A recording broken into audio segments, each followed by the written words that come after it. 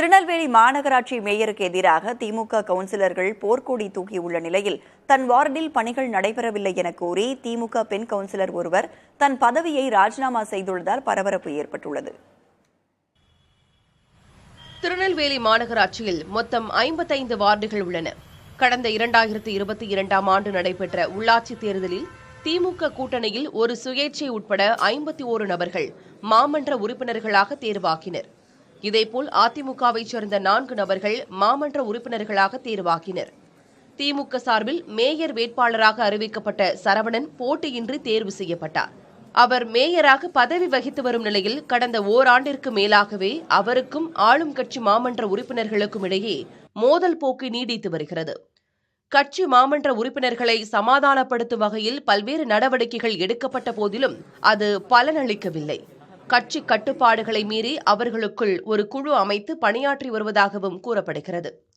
இந்நிலையில் சில நாட்களுக்கு முன்பு நடைபெற இருந்த மாநகராட்சியின் பட்ஜெட் கூட்டம் திமுக உறுப்பினர்கள் எவரும் பங்கேற்காததால் ஒத்திவைக்கப்பட்டது. இந்த சூழ்நிலையில் மாநகராட்சியின் 7வது வார்டு திமுக மாமன்ற உறுப்பினர் இந்திரா தன் பதவியை ராஜினாமா செய்துள்ளார். தனது வார்டில் கடந்த ஓராண்டிற்கு மேலாக பணிகள் ஏதும் நடைபெறவில்லை என குற்றச்சாட்டை முன்வைத்துள்ளார்.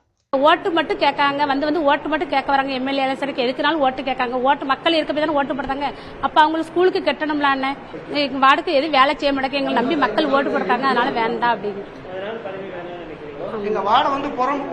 புறம்போக்கு குளம் அப்படிங்காங்களாண்ணே. ஆமா, வேண்டாம் அப்படின்னு. இப்போ என்ன நம்பி ஓட்டு போட்ட மக்கள்கிட்ட நம்ம பதிச்சணும்ல, ரோடு வேணும் அது வேணும்னு.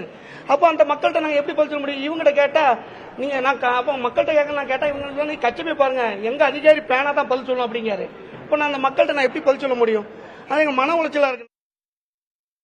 இதுகுறித்து மாநகராட்சி ஆணையர் தாக்கரே சுபம் ஞானதேவ ராவிடம் கேட்டபோது தன்னிடம் ராஜினாமா கடிதம் அளிக்கப்பட்டுள்ளதாகவும் ராஜினாமா கடிதத்தை ஏற்கவோ நிராகரிக்கவோ மேயருக்கு மட்டுமே அதிகாரம் உள்ளதாகவும் தெரிவித்தார். அதோடு 7வது வார்டு பகுதியில் கடந்த ஓராண்டில் 90,47,000 ரூபாய் மதிப்பில் வடிகால் பணிகள், சாலை அமைக்கும் பணிகள் நடைபெற்று முடிந்துள்ளது என்றும் 1,98 லட்சம் ரூபாய் மதிப்பிலான பல்வேறு பணிகளுக்கான ஒப்பந்தம் இறுதி செய்யும் நிலையில் உள்ளதாகவும் தெரிவித்தார்.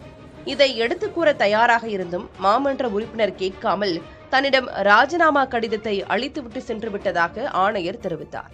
புதிய தலைமுறைக்காக ஒளிப்பதிவாளர் நாராயணமூர்த்தியுடன் செய்தியாளர் மருது பாண்டி.